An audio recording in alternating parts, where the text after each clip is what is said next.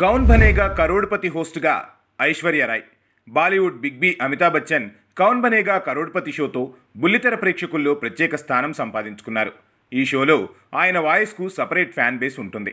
ఇప్పటి వరకు 16 సీజన్లు పూర్తి చేసుకోగా అందులో 15 ఎడిషన్లలో అమితాబ్ బచ్చనే హోస్ట్గా వ్యవహరించారు. దీంతో కేబీసీ అనగానే అందరికీ ఆయనే గుర్తొస్తారు. అయితే ఈ కార్యక్రమానికి ఆయన హోస్టింగ్ బాధ్యతల నుంచి తప్పుకుంటున్నట్లు ఇటీవల వార్తలు వచ్చాయి. తర్వాతి సీజన్కు అమితాబ్ స్థానంలో ఐశ్వర్య రాయ్, షారుఖ్ ఖాన్లో ఎవరో ఒకరు హోస్ట్గా వ్యవహరించనున్నారని ప్రచారం జోరందుకుంది. అయితే దీనిపై అమితాబ్ స్వయంగా స్పందించారు. ఈ పుకార్లకు చెక్ పెట్టారు అమితాబ్. తాజాగా 16వ సీజన్ చివరి ఎపిసోడ్లో అమితాబ్ తనకు ఈ కార్యక్రమంతో ఉన్న అనుబంధాన్ని షేర్ చేసుకున్నారు. ఈ షో నాకు ఎప్పటికీ స్పెషలే. అనేక మంది కంటెస్టెంట్లతో అనుబంధం ఏర్పడింది. ఎంతోమంది ప్రేమాభిమానాలు నా సొంతమయ్యాయి. 25 ఏళ్లుగా నన్ను ఇలానే ఆదరిస్తున్నారు.